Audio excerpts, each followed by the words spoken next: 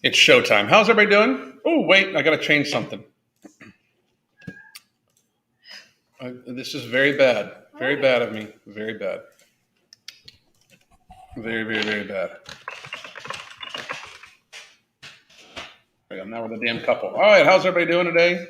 Hope everybody had a good weekend. I had a little stomach thing going on this weekend. A little stomach flu, I think. I don't know. It was bad. I don't want to. I could just have not told you. I don't know why I just fucking fessed that up, but I don't want to pretend like I wasn't. I had a little stomach thing. I was, and I am like any typical man. Am I not hugely, just incredibly brave and strong when I get sick? Okay. It was pathetic. Still a little pathetic-ish right now, just to be real. Still not good. I can literally, like, I've dislocated my own fingers and popped them back in a socket and shit like that, and I've broken bones. Not a big deal. Like, decent amount of pain every single day. But you give me a little bit of a sniffle or like any sort of stomach flu, and I am a fucking 6-year-old. It's really, and I'm like not even talking like a brave 6-year-old. I'm like with the lip and everything. I see you. I see you. Why are you freaking? She wanted to say hi early. So Awesome Sauce is saying hello to everybody early. So how you doing, Slatsukin? Whatever. I like the name. Peaceful Lifter, Janet, how are you? I did want to tell everybody right here, you can get our book, Fuck Being Fat, Solve Your Weight Problems Once and For All from Math Willpower. And it gives you access to the app for a month in the Hunger Management Support Group, that sort of thing. Also live pre-recorded yoga, Tabata, Bozu, all sorts of stuff. Crystal went for a walk with people earlier. What's going on with you? Crazy. Elizabeth, how are you doing? Josephine, Angela, Final 30, Jessica, Anna, Brian, Savar, how are you? Annie L, what's going on? Sherry, what's up? I've been taking Nomorbidity for 2 weeks now, and I literally have no hunger cues. Feel full after a small amount and lost 7 pounds so far. Absolutely great product. Thank you very much. That is amazing. We appreciate you. I am going to actually take a screenshot of that. Whoop, hang on. Screenshot of it, and then we're going to send it away to ourselves because that's what I do.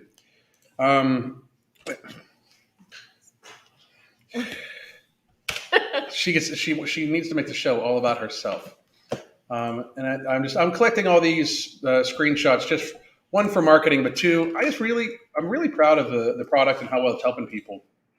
We were talking about it earlier. But Dakota, how are you? Kimberly, Ohio here. Ohio. I lived in Ohio. I lived in Cleveland for a long time ago, before 2000. A long time ago. Long. Hello from Embarrassed to Say. Chicago? Is it Chicago? Or is it LA? I'd be embarrassed to say. If I lived in Chicago right now, I'd be embarrassed. Or Illinois. Not because like you guys are embarrassing, but your fucking government is embarrassing. Like, move. It's about to be the purge up in that motherfucker. For real. I've been on Nomorbidity for over a month and now I love it. When I was going to snack this weekend, I could hear you yell, "It's the food." That's awesome. I love it. It's the food. Thank you very much. That went over well with some people, but believe it or not, we actually got some like really upset people for me screaming into the microphone, like, "Are you fucking new here?" or something. I don't get it. Anyway, pull this up over here. Whoa! Okay, we're good. Okay. The screen went black. Whatever. Let's see. Probably get out of Cali. No shit, Cali. I'd get out of Cali too. No kidding. Mark is in Cali today. He's with the Ambrosia guys. Is this Crystal? She's beautiful. Oh, thank you. I'm sorry, but there's not going to be another woman in my house. Unless she brings them in, unless it's a friend of hers, and I would not be on. I get nervous talking about it. I don't like when people like, we always tell this one story where this waitress was actually like flirting with me while Crystal was sitting there. And I'm like either oblivious or I get really nervous. I don't like it. I don't like it at all. Like people, people send like weird, like half it's trolling, but they'll send weird shit to like our Instagram or something like, how are you? Like, I'm like, first of all, she's signed into all my shit. Like, I don't know anybody that does what we do that shouldn't do that. Like, I mean, your significant other is going to need to be signing all your shit because people are weird. That's one, but two, like, it's no, it's fine. I find society so fucked up. Hey, from Italy, what's going on? Oh, very cool. I'm from Pennsylvania. What's up? Pittsburgh's a fucking shithole now. Sorry to hear that. I'm not sorry. I'm sorry about it because I've been there. But, hey guys, sitting down to the most boring meal that I absolutely love. It's scrambled egg whites filled with spices and some steamed broccoli. Sounds good to me. Sounds good to me too. Hey Alan, 2 weeks no morbidity, lost 2 pounds, no sugar cravings, able to stick to my 1,600 calorie diet for the first time. I'm 5'3". That's outstanding. That's fucking great. Very happy. Very, very happy for you. I'm just saving all these up. I appreciate you. Today, we're going to do our and I think we're at the end. Good. Pennsyltucky. It is really Pennsyltucky. Philly side, not Pittsburgh side. Pittsburgh is the redneck capital of the North, but it's also got bad northern shit, too. Like this thing. It's weird. Living in West Palm, we're not ever moving from Florida. Ever. Dude, you robbed the cradle. Thank you, but I mean, and I'm not. The age disparity is not that much. Just so you know, I'm not going to give away the age difference, but it's not that much. But I agree, it very much looks so. When I was still out of shape, we talk about this fairly often. Our son was still young. When I was still out of shape, like fat, and like and I've been turning gray forever. So I just I was bald and had a little bit of gray hair because my son went through a thing for a while where he did not like me to be completely shaved headed. It was like, so I'm not going to do it. And then like she would just like throw her hair up into a ponytail and put it through a hat, and we would go like walk around the mall. And these people are looking at me like I'm some sort of molester, like because like it looks like they're like it. She and my son was taller than her when he was like fucking 8, and so it's like they look like they're my kids, not my wife and stuff. But I look a little younger than I did now. I look a little younger now than I did then. So. Yeah. So anyway, this is our weekly series where we talk about different documentaries that you can find. This one is a pretty interesting one. It's called Un-Inflame Me, and we've watched it before, Crystal and I was kind of surprised. And we're going to share this is the trailer. We're not going to share the whole bit. The whole movie. You can watch this movie, the full movie, on YouTube. You can also watch it on Tubi. I was very, very happily surprised that a lot of our conclusions of how we also help coach people and things we talk to people about for their generalized health coincide very, very much with a lot of the show's findings and stuff like that too. Didn't get to watch the documentary, but I will after. And then we're gonna try to do. I'm gonna do a better job of posting up the video for next week. Earlier, it was a crazy week, and again I got sick over the weekend. My tummy hurt, so she's nursed me back to health as she always does. But I just want to give like a quick synopsis of the movie, like one of the reasons why you think it's important, and then we'll go over. Yeah, I think this documentary is really worth watching, just for the simple fact that there are doctors in the documentary talking about how our food and our lifestyle choices can affect our health, and I think a lot of times that's ignored and not. I think we need more of a light shined on that. Our life choices definitely affect our health, and food is such a big portion of that, food and activity, and I thought it was really great that doctors were talking about it. And I also liked that they mentioned how doctors don't really learn much about nutrition when they go to school. And if they want to learn about that, they have to kind of seek that out on their own. So, and you've always said that. And so I thought that was really great that they addressed that. That's one of the things we find kind of amazing. And I say this a lot to a lot of people. And I don't think they necessarily, like, of course, I don't think a lot of people believe this. Like how I present myself, it's just me being who I am. But it does leave it open to the option where people don't necessarily, like, they try to discredit the things we say because of how I talk, of course. But I, I was a healthcare executive for a long time. I worked with doctors, nurses. I was an executive to the level where we employed doctors. Like they're like I, and things of that nature. And I was always kind of taken aback at how little they know about nutrition. A good 40% of our clientele, maybe not now, but at one point in time, a good 40% of our clientele was doctors, nurses, physicians assistants, people that you would think know better, but it's just they're very unhealthy. This, I think, documentary does a great job talking about like the healthcare industry without actually like they don't mean to, I don't think, but Yeah, I don't think that they're trying to be like down on the, on doctors or medical care in any way. They're just recognizing room for improvement, and I think that's really good. I mean, they talk about how the system is set up, where it's a pill for every occasion. Like we don't have. And you guys have heard me talk about this before, and I believe Crystal's even talked about it. We don't have a preventative healthcare model. We very much treat illness and acute injury. We treat it. We don't try to prevent either of those things, frankly. But the issue that you find with that is since we don't actually cure it, we just treat it, right? And we don't prevent it. And I will argue that, and I don't think this documentary goes far into it, but I will always point to. At one point in time, they were talking about the number of diabetics. This was from 2018, so they listed off the number of diabetics in America, like 29 million. I would venture to say it's probably closer to 50 million people that are type 2 diabetic. I would bet you if we stuck to the actual guidelines for prediabetes, I would bet you that there's 150 million people in America that are pre-diabetic or more. I would bet you it's in the 40 percentile range or more of the populace that is pre-diabetic by sugar or by A1C, maybe. Okay.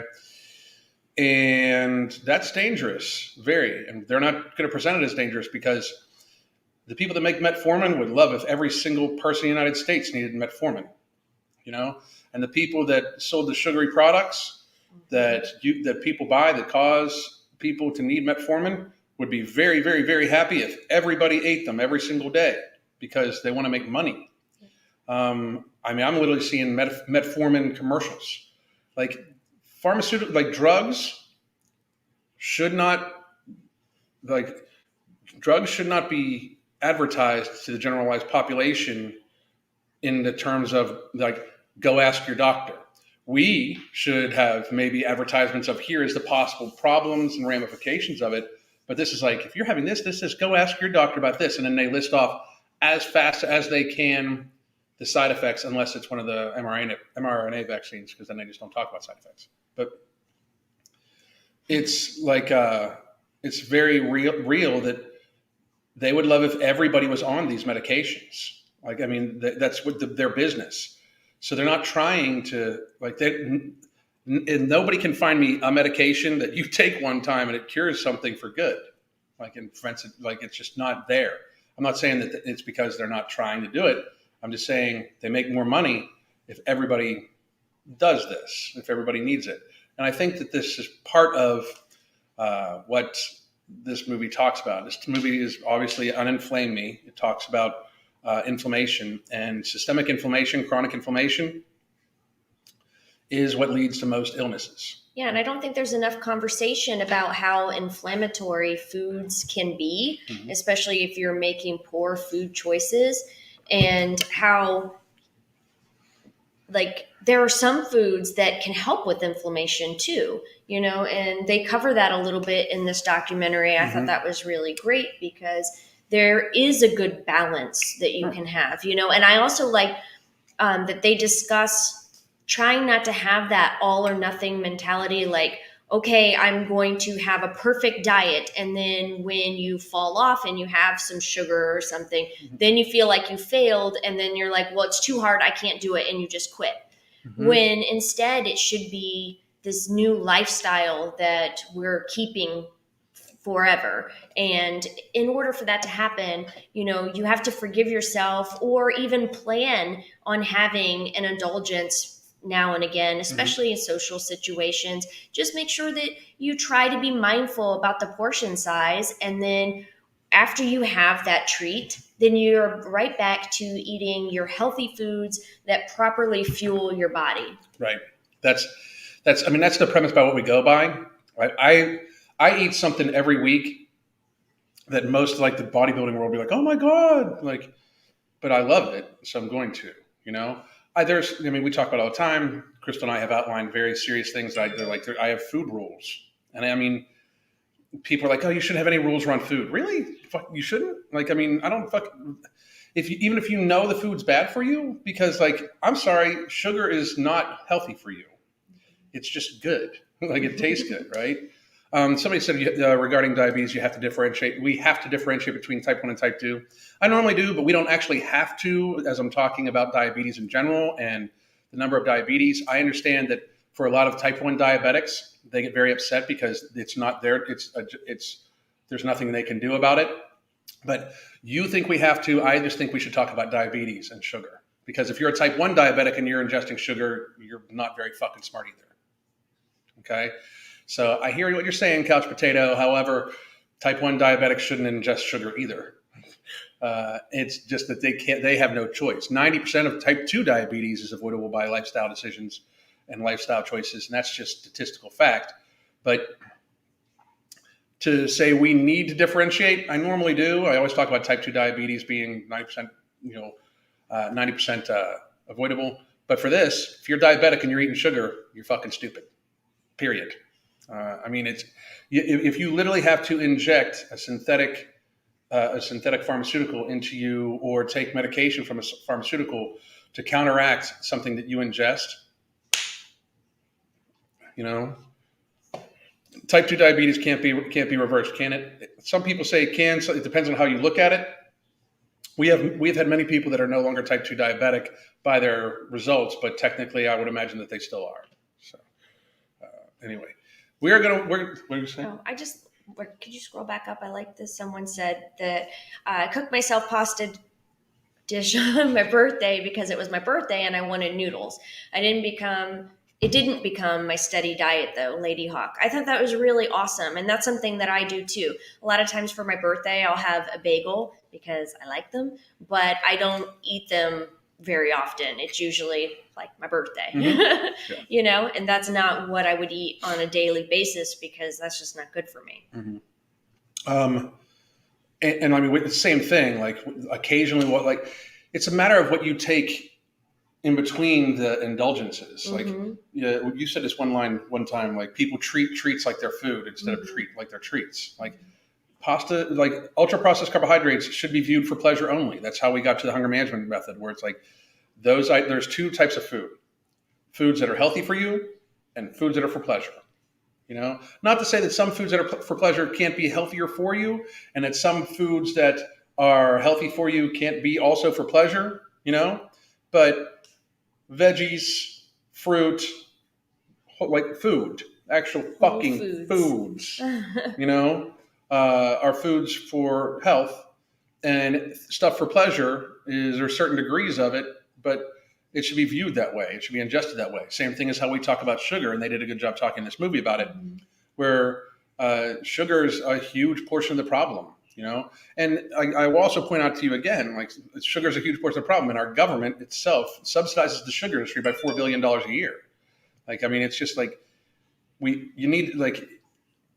it's set up for everybody to need these things, and that's just not great,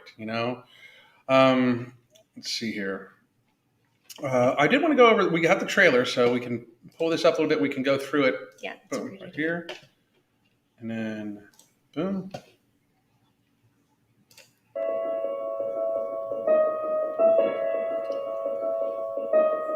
If you look at the top 10 leading causes of death in the United States, there's only 2 that are not related to inflammation. We have a generation of children whose life expectancy is going to be shorter than their parents. By a lot right now. I mean, I don't know if folks are aware, but the United States has lost a year or two of life expectancy already in the last 2 years. We were at 78. Now I believe it's at 76. Wait. Because I say this often. The wave of disease coming is just and we're both atheists, but the wave of disease coming is biblical, like biblical in nature. It's horrible. We are calling this generation RX. What this is showing is just that I'm kind of chronically inflamed, but we don't really know the reason at this moment. This was no life. All right, got my prescription and my blood drawn for this week. I had to make a change. One of the challenges of conventional medicine is that it's very medication and procedure oriented. Conventional medicine. That the number of prescriptions you just saw right there was for a woman relatively young, and I believe she was in her late 30s, early 40s, and she was not obese, like at all. Like this is just, she was living in a state of chronic inflammation, It's very good for acute care issues. You have trauma, you have heart attack, you have cancer. You want the acute care hospital to help take care of that. But if you have a chronic disease that you're going to have for many, many years, acute care hospitals are really not set up for that. Saying that there's a pill for every ill, you're just kind of putting a lot of Band-Aids on problems. So it's better to kind of step back, do some testing and figure out what is the root cause, why. Physicians don't get taught this. This is completely postgraduate education information. They have to want to know this information. So they graduate medical school with the ability to practice medicine. They're maybe given one class out of their whole doctorate work, right, on nutrition. It is not taught. Every doctor would completely admit that this is nothing I learned in school. And now, how do I go get this information? I have to go spend time and money away from my family and thousands of dollars on this education, but it is so enriching. You only get one life.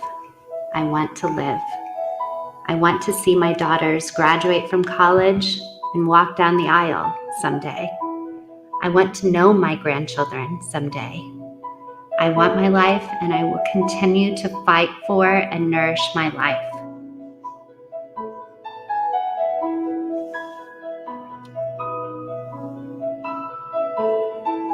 All right, so that was the trailer for it. I was thinking, I got to be real. Like, it's such a close proximity to a lot of the stuff we have said over the years and say on a daily basis that, I think we can, answer questions based off of our thoughts on it to everybody. So if you would like to just ask questions, please do. I do suggest everybody really, really watch this movie and really try to take it in. I don't want anybody to ever think that Crystal or I is telling you not to listen to your doctor, okay? Ever. Oh, no. Ever. I am saying very clearly that your doctor should be able to tell you the why for everything that they tell you to do. If they don't, they don't. If they should be able to tell you what's causing the issue. I mean, we live in such a very strange portion of society right now where people want to be told they're amazing and stuff's happening to them versus it's their own hand, that doctors are getting even more hesitant to do so. What do you think? I do, but I think that there's something very empowering with recognizing that you can take action. There are things that you can do, like that. To me, that's much better than feeling like there's nothing you can do about it. Exactly. This one is, hello, Alan and Crystal. Glad to see you. Glad to see your better half has joined us. I ordered my Planta Protein peanut butter cup protein. I usually never like plant-based protein powders. I love it. I absolutely love that stuff. It mixes very well, which I find with vegan protein powders sometimes isn't the case. It blends very well. It doesn't have that gritty. Right. This is like a lot of vegan protein powders are like, this is hemp. I know this is hemp. Yeah, they have like a grittiness to them. I don't see many documentaries addressing how long it takes for the typical American to eat a meal. We seem to devour our food super fast. I feel very fucking judged right now. Do y'all think it contributes to obesity as well as nutrition? Yeah, absolutely. I eat slow. Yeah. I eat extraordinarily. I eat like somebody's trying to steal my food. I'm working on it. It's one of the things why Crystal started once we got before No Morbidity, like in 2020, like the second half of 2020, once she devised like a scheme to try to get a hold of my binging, because at the beginning of 2020 when the pandemic hit, it was out of fucking control. Like I was binging every day, just a lot of food, right? And then once we got a hold of that, I dropped down to right around 200-ish pounds, like 205, 210 maybe, because I was up at like 215, 220, and I was going to get to 260 pretty quickly as I was eating. But because she loved me and has saved my life more times than I can possibly fucking count, got a hold of it quickly and, basically, helped us change the course. But we got to the stage where I was like, okay, I'm eating pretty much steak and veggies. Why am I not losing more weight? I was working out for about an hour a day outside just because I loved it, not because I was trying to force it. But I was doing back-to-backs of your suspension system training right when you were putting it together. And I'm like just not losing weight. And then we started weighing out my food a little bit here and there. And we realized, I'm eating 1.5 pounds of steak pretty fucking quickly. Like not a pound, 1.5 pounds. So what we did is we kept putting that amount of food on my plate, right? So I would eat, but once I got 66 to 75% of the way through the plate, I would stop, drink some water, and wait. We would talk, And then if I was still hungry 20 minutes later, I would eat the rest of the food. If not, we put the food up. Yep, save it for later. Yeah, because we're huge leftover people. By the way, I had somebody tell me on live the other day that they refuse to eat leftovers. I thought of you. To me, that's like wasting food, and that hurts my soul. Yeah. Leftovers are very, very like sacred in the house. Like if you're gonna eat Crystal's leftovers, you need to have written permission. You had to ask me first. Make sure there has to be an agreement that it's okay. Make sure that shit's in triplicate. Last week I saw a 400-pound person in real life in a grocery store in Germany, and I was so fucking shocked. It's crazy if you really look forward to it. We see it all the goddamn time here. Yeah. Like, I mean, I can fucking guarantee you that we could enter into society, and we live in a pretty healthy area of America. Just to be real, Florida's pretty, like our area, like by the coast especially, pretty fucking healthy. People are out and about all the time. We don't have the winter where people gain the extra, like where they don't have as much activity. People are walking constantly around here. Mm-hmm. I can fucking guarantee you that I can step outside this doorway, we can go for a walk around the block, and there are going to be a neighbor anywhere sitting in their driveway playing cornhole or whatever because that weighs 400 pounds. Hope that guy doesn't watch this. But for real, like, I mean, it happens here all the time. 400-pound people are very common in America. It used to be that to weigh 300 pounds. I remember when the Undertaker, Jeff's brother-in-law, when they said he weighed 300 pounds, I was like, oh my God, 300 pounds. Now that's fucking nothing, I got the couple this week, had a mild fever Saturday. The coof. I had something stomach going on. I don't know what was up. So I feel much better though. Also, I found that if you want to cheat food, is it better to, or at least to take an attempt to make it yourself rather than order out? You have more control of preparing. That's what I like to do. But, I think it's okay to go out to eat and have an indulgent meal on occasion too.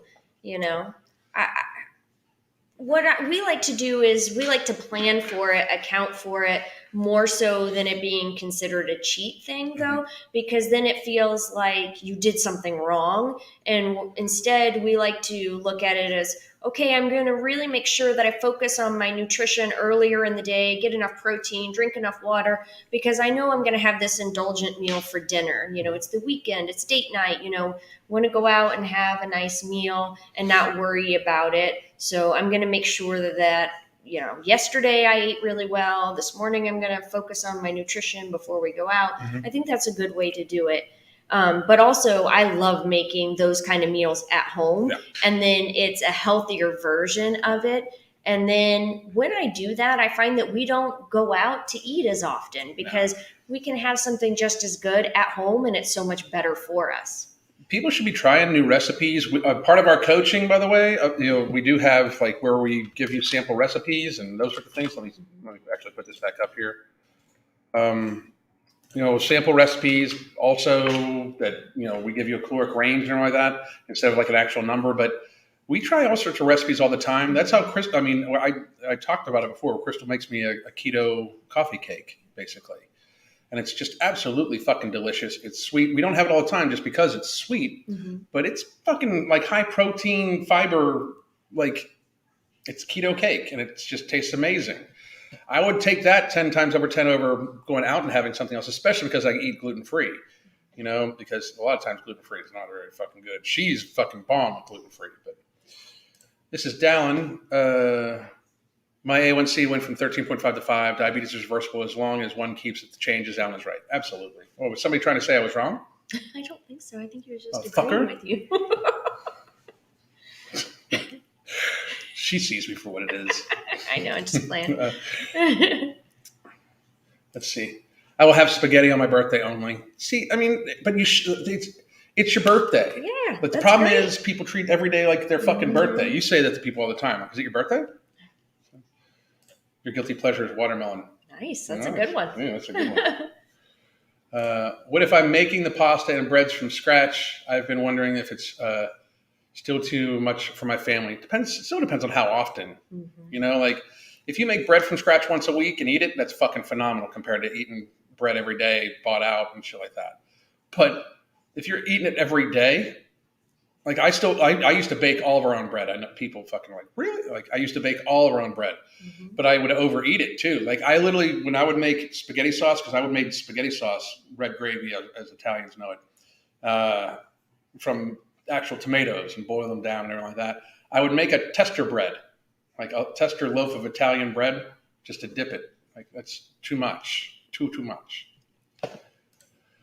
I question why they call diabetes chronic and progressive. How is A1C of 6.4 reversible, but an A1C of 6.6 is chronic? I mean, a lot of it is study. A lot of it is them, like, how do I say this without? Okay. To believe that the healthcare industry that is funded and fueled primarily by the pharmaceutical industry is not going to set certain parameters to be able to sell medications or prescribe. They don't even sell you shit. They prescribe it. They don't even sell it to you. They prescribe it to you, right? It's the same thing like high blood pressure used to be categorized about 10 years ago as 130 over 90 or 130 over 80 or something like that. And then they moved it to 120 over 80. So anybody that was over 120 over 80 for high blood pressure was given high blood pressure medication. Why? What was the change? Has it gotten better since then? Like, has instances of high blood pressure and stuff like that gone down? No. The only thing that's improved is the profit margins for blood pressure medications. It's instead of saying maybe you shouldn't, you should get some activity, you should get proper hydration, stuff like that. They don't do that stuff. So it's very, very true. Yeah, but how long do you feel satisfied when you have processed foods? Just really in that moment, right? She's saying they're not satisfying. Oh, not satisfying. Oh, I misread it. I'm sorry. I thought you said satisfying, but they're addicting. Crystal was coming for you. No, I wasn't. I was just saying, like, well, some people do feel like, I don't feel like I'm satisfied if I don't have that, piece of bread with the meal, or if I don't have the pasta with the meal or something like that. And so I've heard it both ways. Mm-hmm. So I just misread it. I apologize. She was coming for you. No, I wasn't. Just kidding. Imagine how much those meds cost. The out-of-pocket cost for the medications that we saw on that thing are probably still hundreds and hundreds and hundreds of dollars. The actual cost of what's billed is even more because they know that they can bill the insurance companies. That, like, it's this thing where it's like they try to share the cost. It's what I always talk about to people. Like, one person, like, to have a population of people that mistreat their life themselves via lifestyle, and it causes them to, in fact, enter the healthcare system. Everybody pays for that. This hits hard as my friend just lost her dad to cancer. If you're able to extend your lifespan, fucking take a chance, because it's not everybody. Like, 9 pounds when you're 90. I'm telling you. Do you think type 2 diabetes has anything to do with your genetics? This worries me as both my parents and grandparents on both sides have had it. I do believe there's, I mean, just like anything else, there's genetic disposition for just about anything, for obesity, everything like that. Like if you could look at me compared to other men. Like I have a genetic disposition to have wide shoulders. You would know this even more if you met my dad, who is actually wider than me, and my grandfather was wider than him. But that doesn't mean like I would say that's even more reason to really pay attention to what you're eating. Yeah. And, it's a reason to be really mindful about how you treat your body. I think everybody should treat it as if they have a predisposition for diabetes. Because if everybody did, then everybody would treat it like it's an actual issue when it's not. Like for people to be like, yeah, I got diabetes. They're just like, like that, like as if it's not like destroying, your veins, your arteries, and like stuff like that. It's horrible. It's horrible. It's like, again, I say this, and I don't want to be right about this. Anybody that's been like familiar with my stuff over the last couple of years, I don't want to be right about none of this, but I can guarantee you I'm going to be right about this, and I don't want to be. The wave of chronic illness that is coming for younger and younger people, especially, is going to be terrifying. Unless we correct this shit, it's going to be terrifying. Everybody should treat themselves as if they have a genetic predisposition for lots of illnesses, especially now, because our lifestyles are so horrible,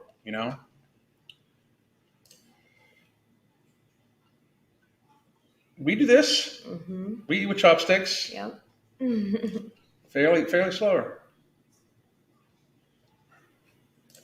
Math and willpower are culturally inappropriate.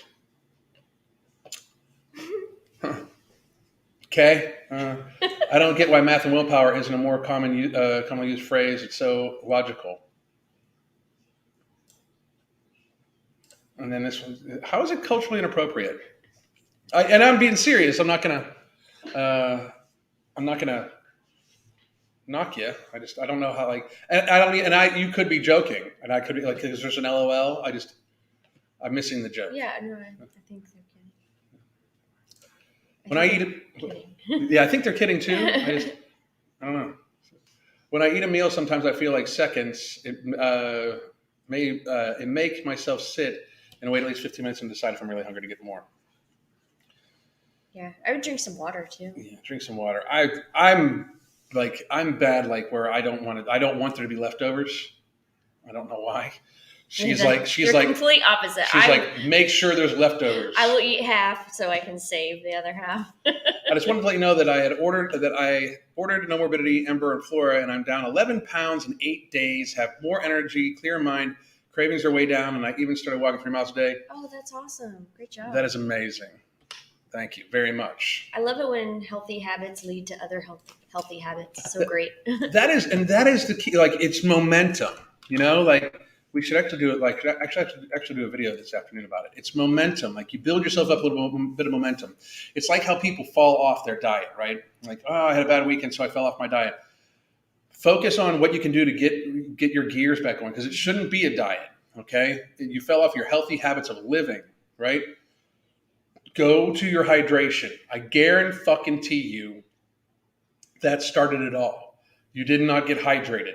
Because if you drink an ounce of fluid per pound of your body mass, it's hard to fucking overeat. I'm just going to be real. Like it's hard to overeat. You can, if you eat very highly calorically dense foods, maybe, but also if you feel like you fell off your diet, for example, over the weekend, you probably fell off your hydration too, almost always. And so you should really focus on that first anyway, because you probably fell off that as well. Very good point. See, fucking genius.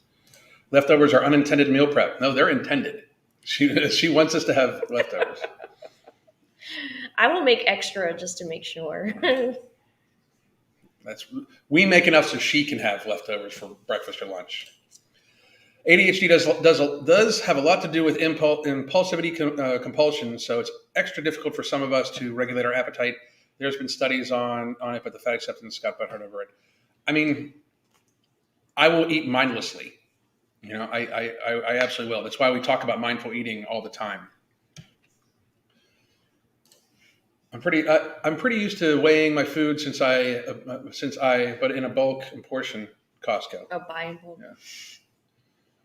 Yeah. I eye it up Yeah. anymore. I still do. The only things I measure out are things that I know that I will overportion myself on, like nuts. If I'm going to have a bowl of cereal, those are things I measure out because I know I'll just dump it in there, or like I'll eat way more than I should in a portion.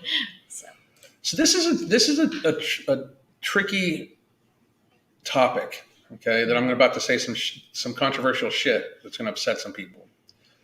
But if you're trying to get healthier, if you're doing it in a healthful way, especially if you're trying to get healthier, like say you want to cut sugar completely out of your diet because you don't like you have a problem with it, or you don't want it in your life or something like that, and your spouse isn't willing to give up sugar for you. I mean, I got to be real. Crystal doesn't even eat fucking bread unless I say, hey, please, why don't you get the bread here or a roll? Because when I started having problems with gluten fucking my stomach up, I was still craving it very bad. I grew up eating Italian bread fucking 3 times a day. It was hard for me at first. Now I don't even miss it. I really don't. But she knew it was hard for me, so she stopped.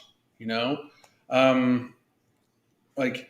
It's one thing if they are going to try, but if it's just like, if they're just not on board, you really need to have a very serious conversation, because if they're eating that unhealthily anyway, even if they're healthy at that point in time, it's not healthy for them either. And you should give a shit about them. You know, they should definitely give a shit about you. And especially if you have problems with food. Like, one of the things I find rather annoying is that when people are trying to lose weight and they're like, but my significant other brought home pizza, knowing that I can't say no to pizza. Like, just on, they know you're trying, and then they bring on pizza. That's not really that caring. It's not really all that nice to do. And I just don't think that it was. I don't think that. I think that needs a conversation to be had. Yep, it is so much easier if you can help each other and support one another. It does make it so much easier. I agree. There are definitely obese people in my part of Canada, but I've never seen a 400-pound except for travel in America. Wow. Everywhere. Yeah. The airport this past time wasn't that as bad. It was still bad. Really? Oh yeah, honey, when I went to Pittsburgh, it was so fucking much worse. Like, it was like, at one point in time, and I thought I was getting punked almost. Like, it was like, holy shit, there's a lot of fat people right around me right now. They're coming for me. They recognize me. I'm from Kentucky. If you set a marble on the level ground, it will start rolling that direction from gravity. Wow. Same thing with Shaq, 300-pound basketball players. We were shocked, right? I mean, like, everybody's like, oh my God, he's enormous. He's huge, blah, blah, blah. At his biggest, like, when they were calling Shaq fat, he only weighed like 350 pounds. And I say only, but he's like also like 7'8" or 9. Like, he's like, and he's not just like, he's like 7'2" or 7'3" or something like that. He's not just tall. He's like a fucking thick man. He's like Paul White, like the Big Show. I met him one time when I was working in Cleveland. We're not like the same species. You know what I mean? Like, he very clearly is like one of the genetic anomalies we talk about. And it's still that he's not going to live that long because he's just that big, Let's see. Too many sheet foods have become overly accessible and incorporated into everyday meals rather than one-off here and there. Mm-hmm. Breakfast food. Yeah, gosh. The concept of breakfast food is fucking stupid, just to be real. Breakfast is not the most, first of all, there's no most important meal of the fucking day. It's just food. It's ingestion, There's no fueling your day. If you have extra fat rolls, you got plenty of fucking fuel, especially, but there's no fueling your day with anything like that. Like, you don't need to ingest like 40 grams of sugar, like first thing in the fucking morning. Like, we were on the documentary from today. They were talking about how the average teenager, and this is 2018, the average teenager was taking in 34 teaspoons of sugar in a fucking day. They're supposed to have 4. Yep. 34. They're supposed to have 4. If they drink a Coca-Cola, a can of Coca-Cola, they're already at 10. It's these things like people just they just take it in as if that people treat their bodies like they have a spare. It's just crazy. And I find that breakfast is the meal that people have the biggest trouble with understanding how to eat it in a healthy way. Yeah. Like because they're so used to eating processed carbs for breakfast, they have a hard time imagining eating a healthy meal for breakfast. And that's what, it's like the biggest struggle for people sometimes is learning how to do breakfast in a healthy way. Yeah. Eat eggs, steak. I've had people be like, well, I need to eat breakfast food. Like chicken's breakfast food, as far as I'm concerned. Not for me, because I fucking don't eat chicken. It's disgusting. But is it true that eating salmon every day is bad? In what way? Like I would say eating sugar every day is bad. I would say eating salmon every day, if there is any possible way that eating salmon every day is bad, I would say that it is just completely dwarfed in badness by drinking any type of drinking or eating any type of processed sugar. Mm-hmm. I mean, I'm sure you can find something that could be negative about any fucking thing, depending on the quantity and everything like that, besides water. And even then, people are like, you can overdose on water. Like, you know how fucking hard it is? And normally the person doesn't actually even overdose on water. Normally the person, fucking fucks up their electrolyte balance and they dilute their fucking system out to the point where their potassium levels and their fucking magnesium levels fucking plummet, But I don't know. Like, I would say no, but, we've been through the whole YouTube fitness comment thing enough where it's like, I could say no, it's perfectly healthy for you, and somebody's like, well, just but there are lots of other healthy protein choices. Like I don't understand why you would have to eat salmon every single day. Yeah. Right? You two may enjoy Fathead as it touches on the history of how special interest groups convinced. Yeah, I think that's on our list. Crystal's got a long list of these. Let's see. Just got done with my second gym session. Good for you, Abraham. Good for you. I'd love to see Alan's reaction to the humor in Fathead. I absolutely. We'll try to watch it. I'll look into it. I might already have it saved. I'll check. I find a way to have 2 Fig Newtons every day, a day, but I am nowhere near overweight. I don't see an issue with that. Like, especially Fig Newton, And you're eating in portion. Yeah. As long as it's eating in portion, having it every day, maybe towards the end of the day, even especially, They're figs too. Mm. I like just dried figs because I love Fig Newtons too. And I started just getting dried figs because the thing that I like about Fig Newtons is the fig part. And so I don't really care about the cookie portion of it. So for me, I just like the dried figs. So that's what I do now. Yeah, you're not big into cookies at all. I'm not a big sweets person. No. Is there a healthcare provider that provides low cost assuming you pass a health exam? Not that I know of. Not in America. There's no low cost any health care shit in America, if you ask me. I would just imagine, not that I know of, and I worked, even when I worked in healthcare, there wasn't. I worked in healthcare, and we had arguably some of the worst healthcare insurance I fucking ever saw. Fucking so annoying. My schizophrenia meds cost in the $3,000 range a month. That's fucking crazy talk. I mean, that's a lot, especially for something like schizophrenia. You got to be careful because they do misdiagnose people with schizophrenia all the fucking time, and they oftentimes it's been shown that they put them on meds that actually exacerbate their condition. So just be careful. But it's like that, like bipolar. Like some people absolutely need these medications. Like, don't get me wrong. I don't think that the pharmaceutical industry has no benefit.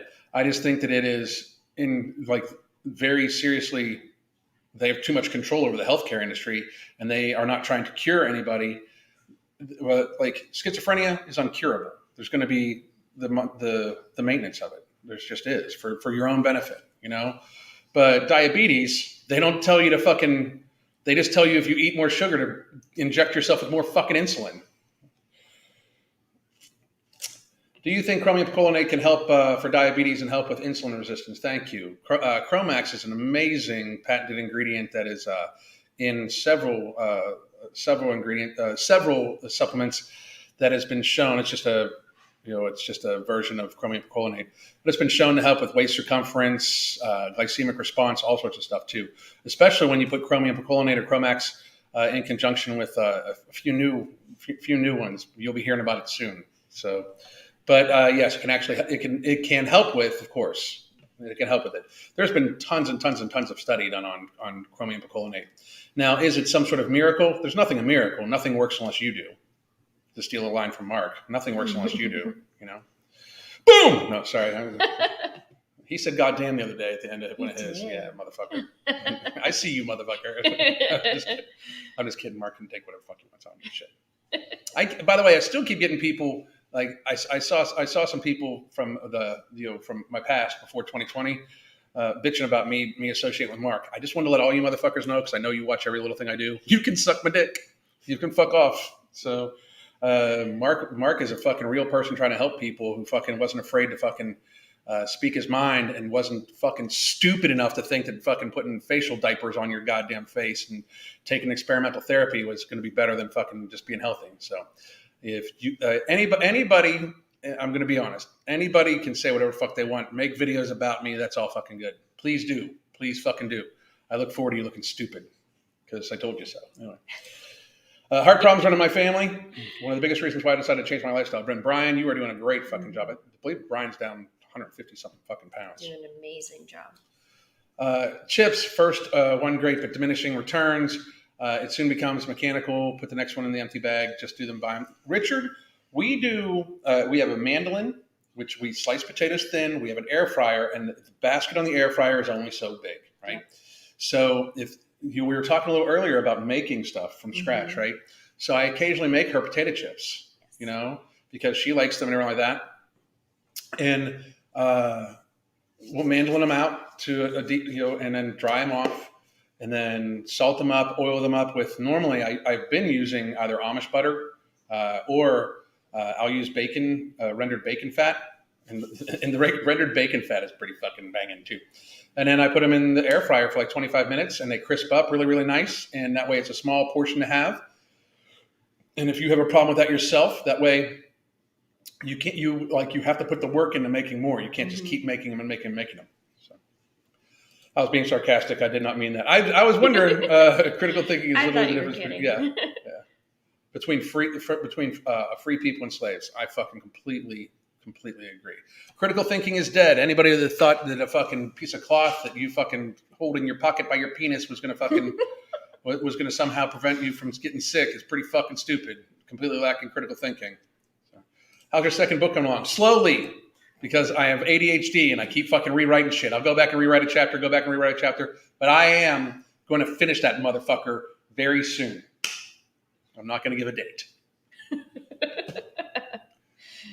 I was trying to make it like 200 pages. It's probably going to be like 100 pages, which is going to be plenty. We're working on it. And we're working on it, yeah. I mean, it's fucking, I got to be real.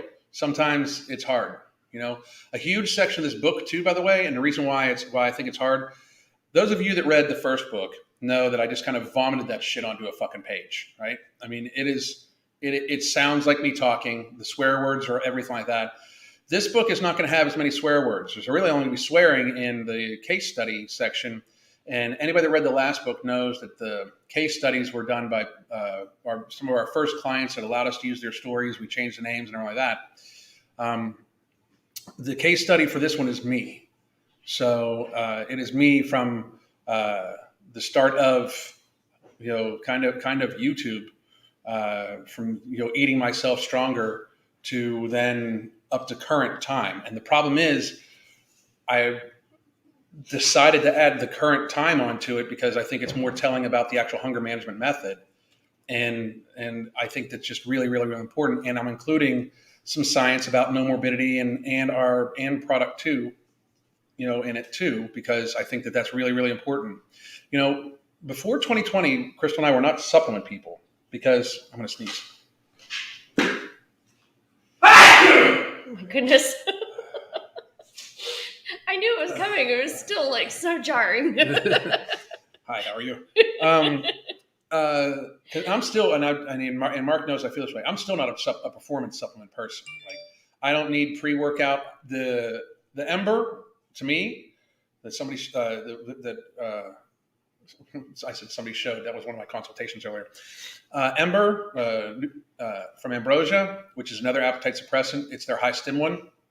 I'll take a half in the morning and half before my workouts. That's just pretty much as all I get. The rest of the supplements I take, however, now are very, very geared towards preventative health and wellness. And I believe that that's where the supplement industry should have gone. Do I think performance supplements are a necessity? No, honestly, I fucking don't. Like, I mean, especially like the Tess boosters and stuff like that. Do I believe some of them can work? If they have a patented ingredient in it that's shown to work, fucking go to it, right? But I just don't think that for the vast majority of people, that sort of thing is absolutely necessary. I think before you would do something like that, it should be very supplemental, meaning like you are hitting on all cylinders, your nutrition, your sleep, your hydration, everything like that, right? But when it comes to health supplements, I think especially the way our food system works right now, I think you almost have to supplement at least vitamin D. The RDA recommendations for vitamin D is 600 IUs for an adult male, 600 and an adult female, 600 IUs. When all the literature shows that 5,000 to 10,000 IUs is what you should actually be taking in it every single day to make sure that you are staying in an anti-inflammatory state, or staying in a low inflammatory state, helping prevent cytokine storms, stuff like that.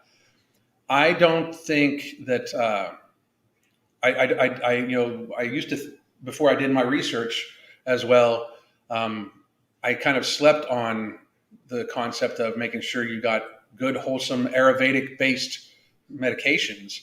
And the supplement industry is based on Ayurvedic medicine. Like, the wellness portion of the supplement industry is based on Ayurveda, which is like kind of ancient herbal medicine. That these herbs with modern techniques of extracting the active and the beneficial portions of them, it's important. Like oregano oil, I'm going to be doing a video on oregano oil, because oregano oil has been shown to be very fucking good. St. John's wort is shown to be amazing for depression. Like, there's so many things that are like have science behind them that are just viewed in different ways. And they're going to be including a lot of that in there too. Like, because a lot of what Crystal has me do is not just no morbidity and not just product 2 and not just the stuff from Ambrosia. A lot of what she has me do is based on like very serious preventative health care to keep my inflammation down as low as possible. I have arthritis. I still have arthritis technically, but I had like kind of crippling arthritis when I lived in Pittsburgh. I was having a hard time getting upstairs and shit like that. And then, I mean, I can goddamn go right now. Like when I was 25 years old, you know? And it's because of, I think, the foods we ingest, the sleep that she makes sure I get, and things like that. Plus all like vitamin D and saffron and oregano oil, like so many good things, you know. But it's coming soon. Answer your question. I need that coffee cake recipe. She's going to sell it for $4,000. We are going to have. We're going to do an anabolic keto book. It's going to be $250, and one of the secret ingredients is going to be the sweat off my head. It'll be sold separately, and then that's literally how that fucking sounds. If you want that recipe or other recipes, a lot of that stuff is in our hunger management support group. You can join. I believe I don't know if she's put it in there yet, but I did a while ago, but I'll add it again. Yeah, so you can get the book and become a member of the hunger management support group, or you can just get coaching if you know your lifestyle is completely fucked and you need help. I'm telling you, the holiday seasons are coming. A lot of people fucking have a hard time. I hate leftovers. Everything is so much better fresh, and that I end up overeating because I want to waste it, but I don't want it to left over. I fucking love some leftovers. I repurposed. So I pan-seared steak in bacon fat the other night, right? We ate some of it. I wasn't feeling really good.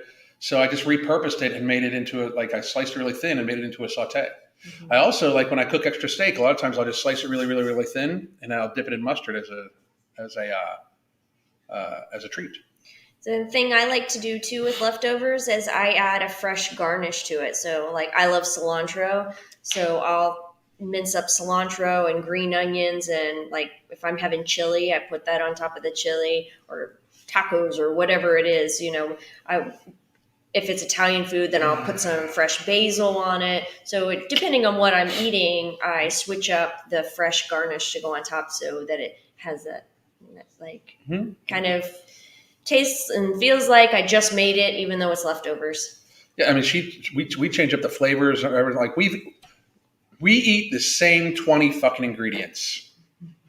I mean, for real. But I love it. We eat the same 20 ingredients. Like today or tomorrow, probably tomorrow, we're going to put a pork butt into the Instapot with oranges that we just got today, with some cilantro, some other stuff that she does. She's going to whip it up together. We're going to put it in there as a marinade. We're going to let it cook to the point where it just kind of falls the fuck apart. We're going to take the bone out of that motherfucker, and we're going to use the bone to make stock with. I'm going to render the fat off the fat cap of it, so we have some pork fat to cook stuff in. And then we're going to eat the pork for a couple of days, and then what's left of the pork, I'll pour some beans in, fill the rest up with some of the pork broth that we have left over from making the bone broth out of the pork bone, and then we'll make beans. And but we can do them in different flavors. Like sometimes we'll do chili beans, sometimes we'll do beef beans. Like it's just different, Anyway, I love how we eat, and I mean love it. So love it. I'm not heavy at all, but that's not a reason to eat badly. My problem is I want to walk. I want to walk more, but I have severe arthritis in my knees. I have to walk with a cane. I am sorry to hear that. And if you have pools, yes, I have 2 pools in my community. I would get in the pool. Yeah. I would get in the pool. There's no sense of putting yourself through pain like that. I got to be real. You spending time and activity in the pool will likely help you. You should very, very, very much watch the movie that we just watched. If you have arthritis, you should be eating as low inflammatory foods as possible. It'll help you. Stay away from sugar like it's the plague. Yep. I have found that the negative feelings after high sugar food last way longer. Yep, absolutely. Yep. Mm-hmm. Hey guys, I don't always catch you live, but love your work. I've been trying to get my friend to work out, but she says she can't because she has polycystic ovaries and she's really stubborn.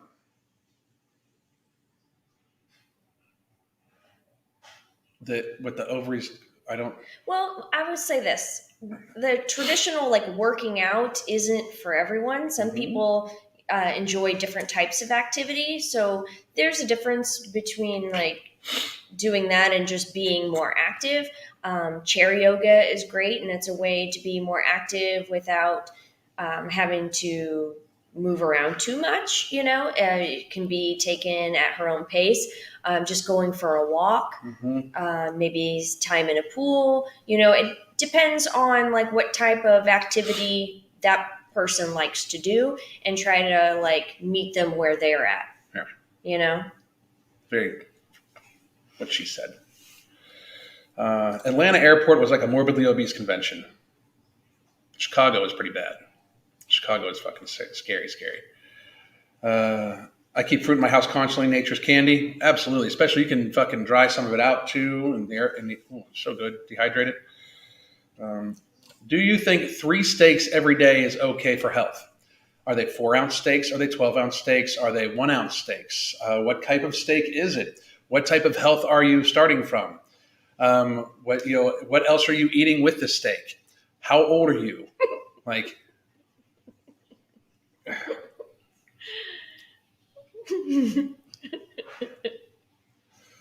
If it's, what's the rest? What's your goals for your health? Are you do I think it's okay for health? Silly, you fuckers are silly. I don't even know if that's a trolling comment. If so, the trolls have gotten really fucking weak. Really fucking just kind of fucking sad. At what BMI are you chronically inflamed? What does chronic inflammation do to you? There's not really a BMI to be chronically inflamed, and chronic inflammation means you are systemically inflamed throughout. There's inflammation markers in your joints, your blood. It has a high antioxidant load, basically, or high free radical load. Antioxidants take care of free radicals. It's bad for your arteries. It's bad for your lungs. If you're chronically inflamed and you get a cold, like, I don't know, like a new novel virus that is almost of no danger to healthy people under the age of 65, like less dangerous to healthy people under the age of 65 than the seasonal flu. If you are in a chronic inflammatory state, that shit could take you the fuck out, as if you were an elderly person, shit like that. There's also a problem that foods that are high in carbohydrate are omnipresent in the U.S. market. It's because they want you sick. My husband started NOMO with me because once I started NOMO and stopped snacking, he started realizing that how much he was snacking and needed to help. That's fucking awesome area. We're very, very, very happy. I'm taking a picture of the one. Thank you. I like that one. Really good. Yeah. I like it a lot. Boom. Ow! Awesome sauce just stabbed me. A Coca-Cola can is teaspoons of sugar. This scares me. Please take it back. Like fucking 10 teaspoons of sugar. Most research on these conditions is funded by the corporations that make the medications. Exactly. Read the labels. Yep.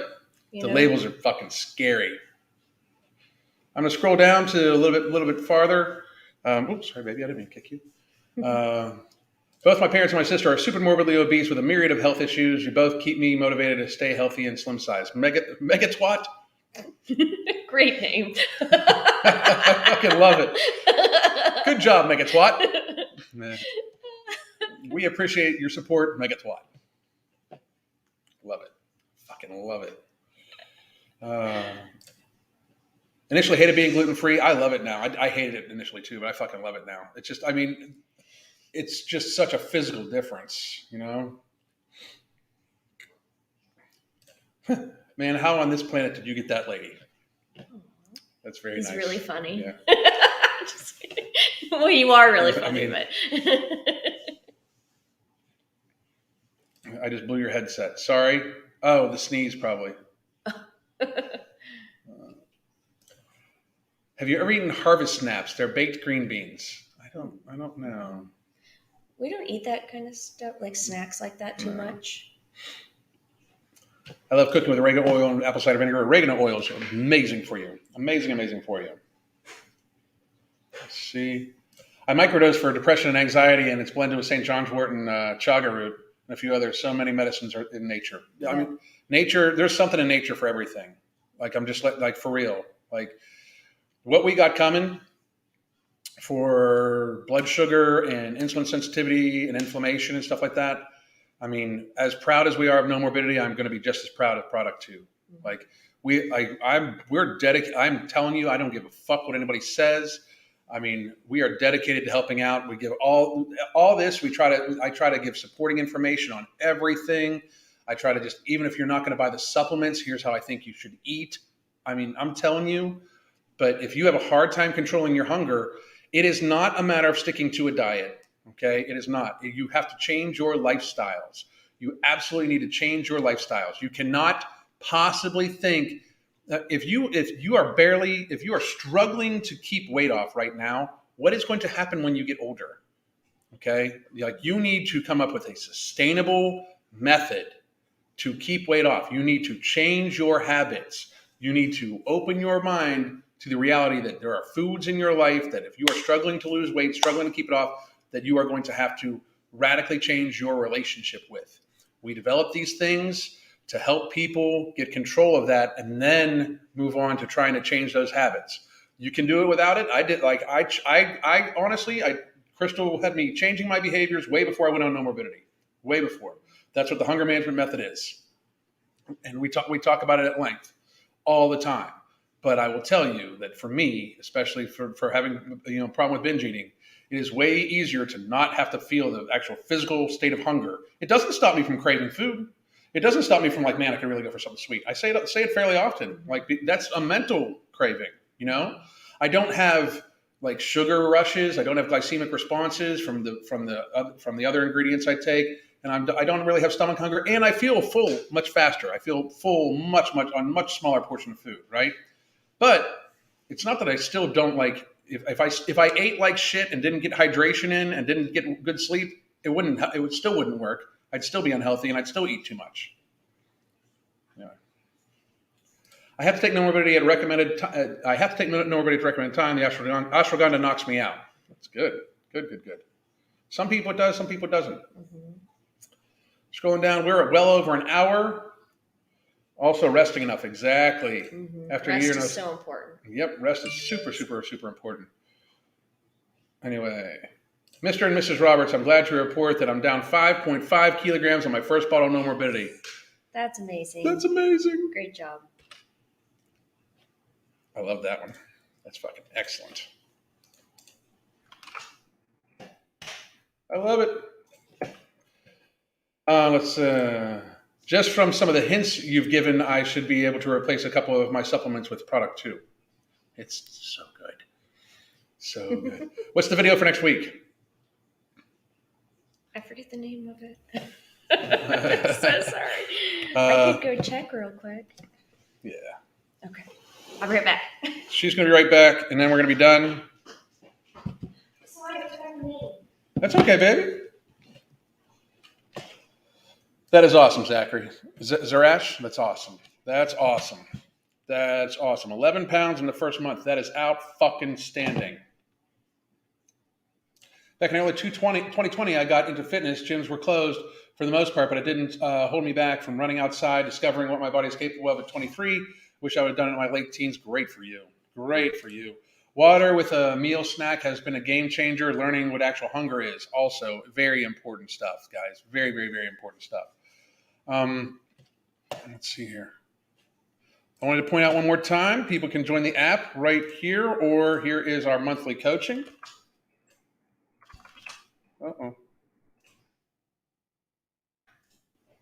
Toxic beauty. Okay.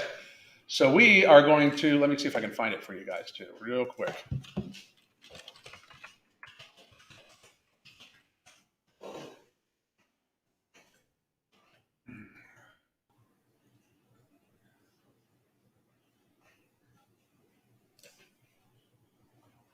Is that it? Yep. Okay.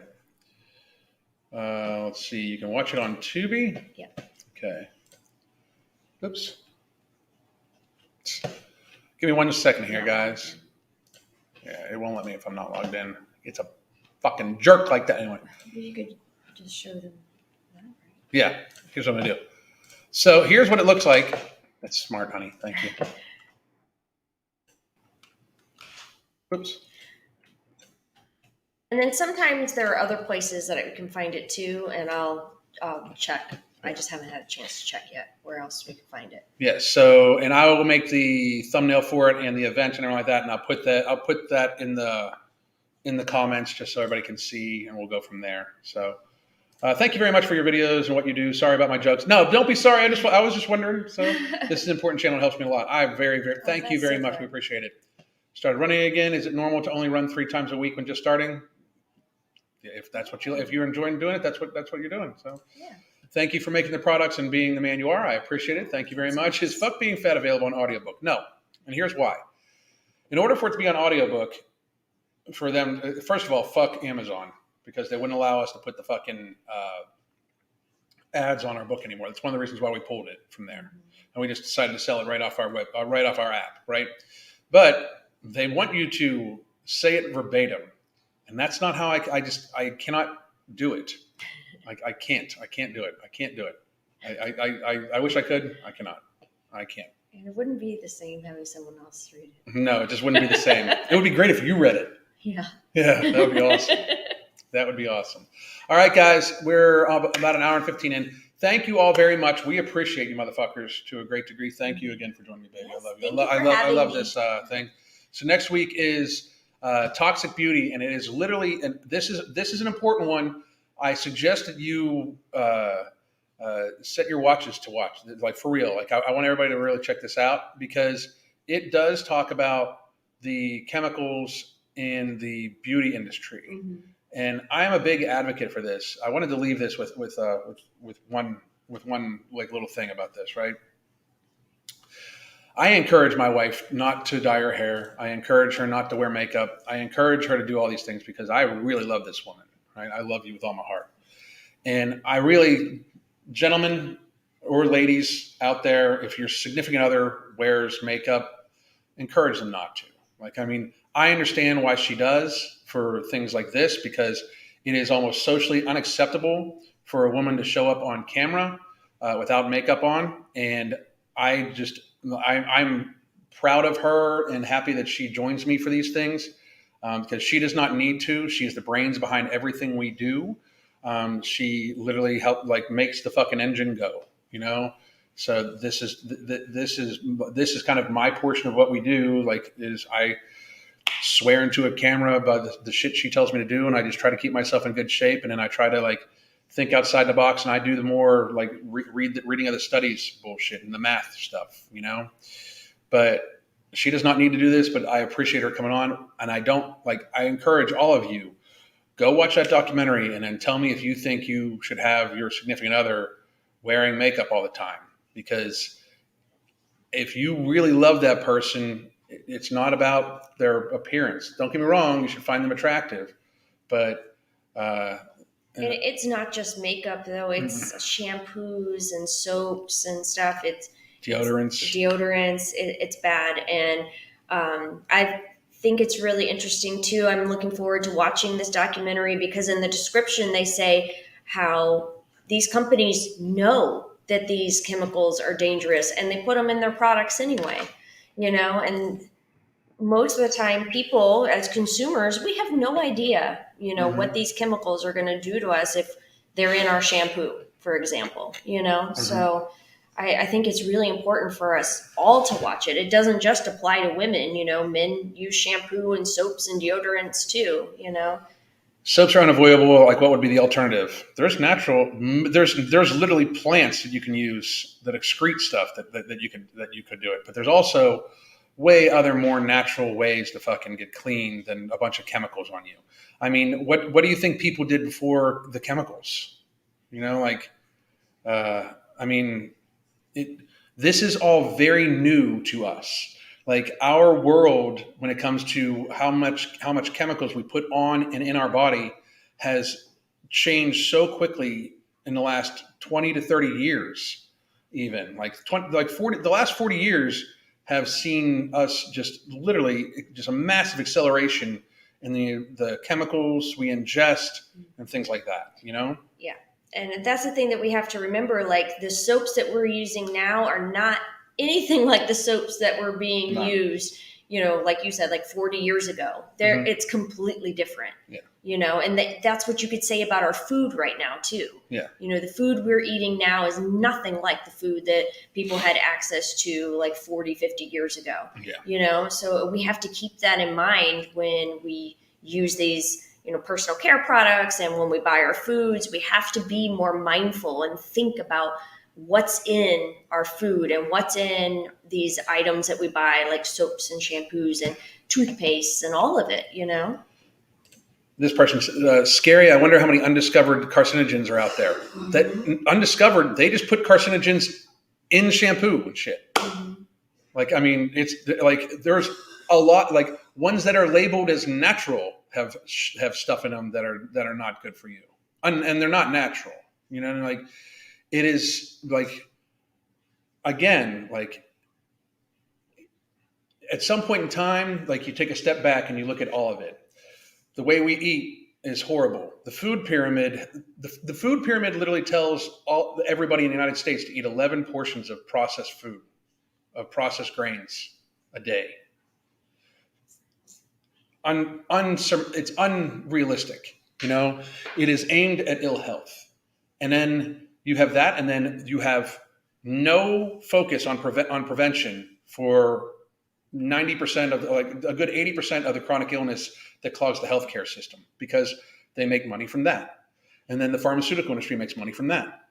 And then we somehow think that the chemicals and stuff like that we put on our bodies to wash our faces, and for women to dye their hair, like put nail polish on, like so much of this stuff is just like, this is we need to, as a people, wake up and realize that vanity is going to kill off our fucking society in many, many ways. And then vanity has gotten to the point now where people just want to be called pretty and beautiful no matter what. I find like it's one of my big things with the body positivity movement. If body positivity was about trying to be healthy, treating your body very positively, and you should think I'm beautiful if I dye my hair or not, or if I wear makeup or not. That's body positivity to me. But all the like when you see somebody screaming about how that you should find them gorgeous because they're 400 pounds while they're applying 3 pounds of makeup, we've lost the fucking plot, you know. So anyway, I could go on for hours, especially with her sitting here next to me, because that's where I want her to be at all times. So I love you very much. Thank you all for coming, and we will see you. I'll see you tomorrow at 1 p.m. I don't know what I'm going to talk about yet. I'm going to sit down here and make the thumbnail and everything like that, and get the fucking video for next week up. Goddamn. Thank you. Bye.